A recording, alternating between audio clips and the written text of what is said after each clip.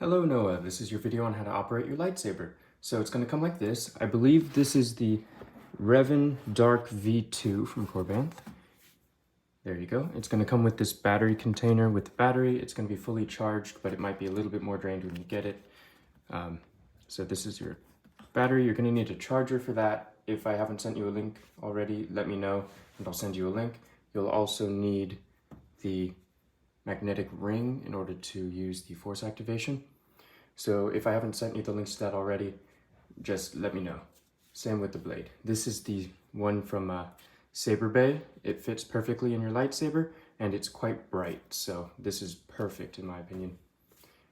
So the only other thing you'll get in the lightsaber box here is your tool. This is the Allen key.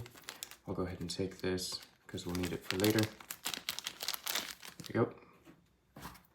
So here is the lightsaber itself. I had to do a couple of modification things that you'll see in the video itself on TikTok, the build videos. So what you're going to want to do to operate your lightsaber is it comes apart in two separate ways, but this is the way you'll need to. You can take it apart at the bottom, but you don't need to do that. The way to access everything is just take it apart at the middle. You unscrew it, and then you have the chassis. So here is your soundboard. You can access the SD card at the bottom here. You can click it to take it out. You could either use your fingers, but some pliers is always easier to get it. That's what I do. I just click it, take my needle nose pliers, grab it, pull it out.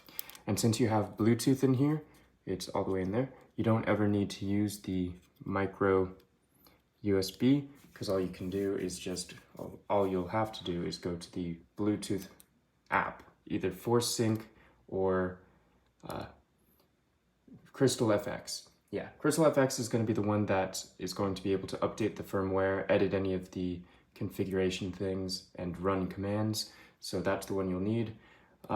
With my experimenting, sometimes you need to go to ForceSync first in order for the board to be detected. Then you connect it, and then disconnect from ForceSync, and then close the app. Go to CrystalFX, and then it'll be there.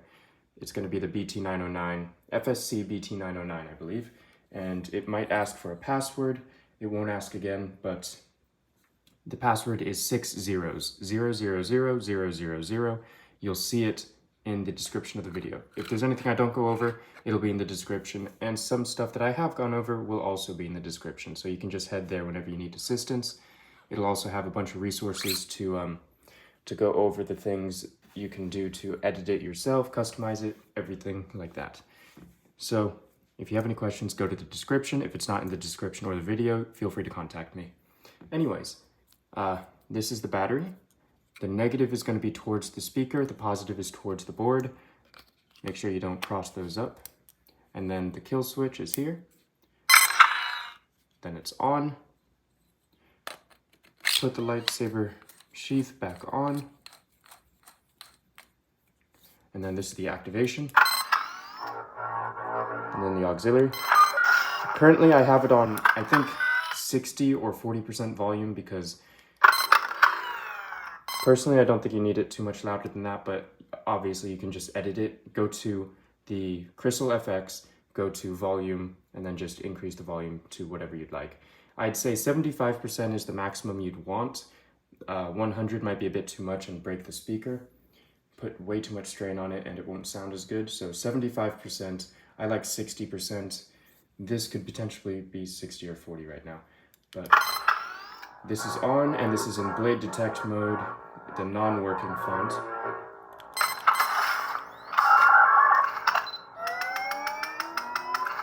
Which will change and switch to a working font once you put a blade in, or you can just cycle through the fonts as it is. Just hold down the auxiliary button. Click the auxiliary to go forward. Click the activation to go backwards. Or if you want to skip forward, press both at the same time. You skip forward by 5. I have about 30 fonts on here. Yellow, white, blue, purple, green. There you go. Hold it to select it.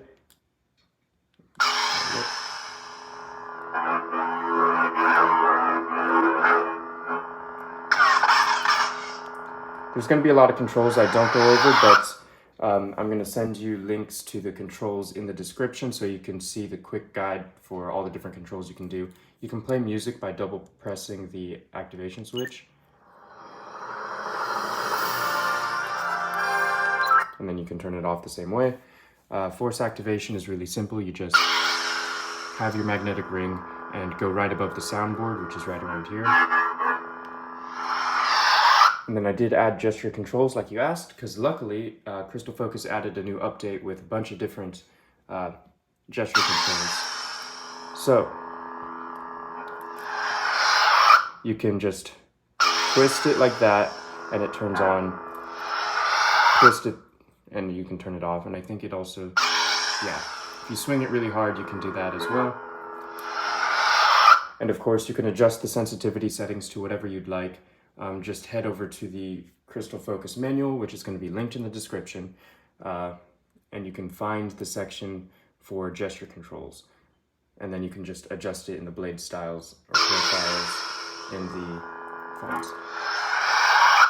So you can adjust it to however you like. Anyways, we can continue. There we go. This is the blade plug. It'll light up with the NeoPixel connector, and you can see the NeoPixel connector in there. Then all you got to do is take the blade, plop it in, and then when it makes a connection, it has the connecting sound, and it switches over to the working font. There you go. Localized blaster effect, lockup effect. You'll have a stab and a drag. And then of course you can change colors by pressing both auxiliary and activation at the same time. It goes into spectrum mode. You just turn it to change colors. There you go. You're gonna want to make sure when you do that you're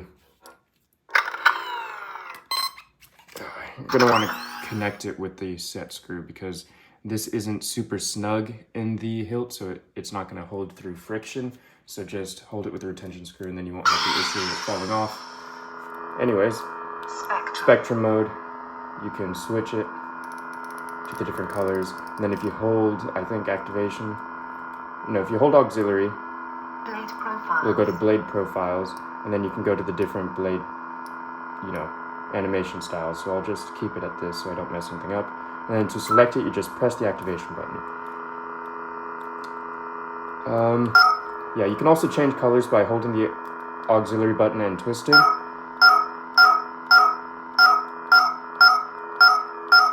There's a lot of different controls that you can go over. Again, I'll be sending you all of the stuff you need. I'll just cycle through the fonts for a second. There's a couple different ways you can cycle through fonts. You could have it off and just hold the auxiliary and hit it, and then it switches to the next one, I believe.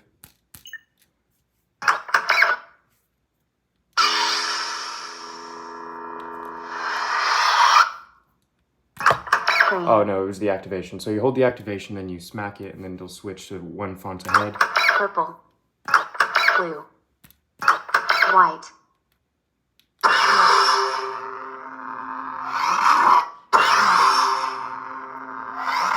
So there you go. I think that's pretty much everything you need to keep in mind. I'll just go forward a little bit.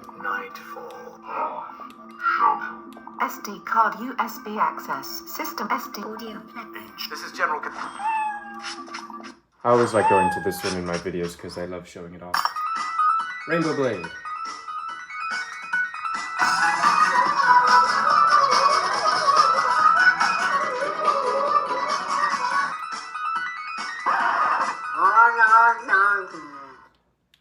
And then if you press the auxiliary button when the blade is off, it'll go into battery detection mode.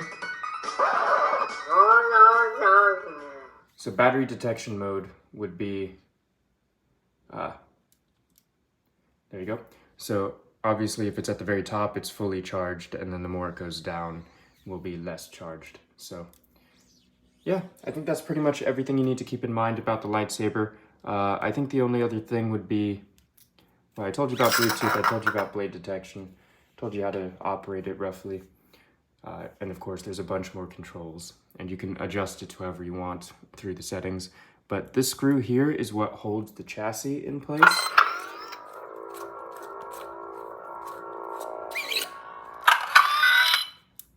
So this screw here holds the chassis in place. You'll never really need to take this off, but if you somehow need access to taking the board out, or I don't know, customizing the wires or something like that, all you have to do is unscrew that, and then you can just pull this out. These buttons will fall out because they aren't held in with anything except just the chassis underneath it. So one of the things I had to adjust is I printed out 2 circles here to make it so that they weren't rattling around too much. Right now they rattle around, but it's mainly side to side, as you can see. But they don't really rattle up and down very much at all because I printed out those circles to allow to get rid of that space. I also had to print out my own NeoPixel holder in there, designed it in order to allow for the buttons to slide through. But these buttons will fall out if you take the chassis out. All you have to do is just stick them in, plop them into the hole, and then just stick the chassis in like this, and then keep pushing until it makes a little click sound so it goes through. And then you just line up the hole in there, screw it back in, and you're good. But I don't think you'll ever need to take this out. So other than that, I think we've covered pretty much everything.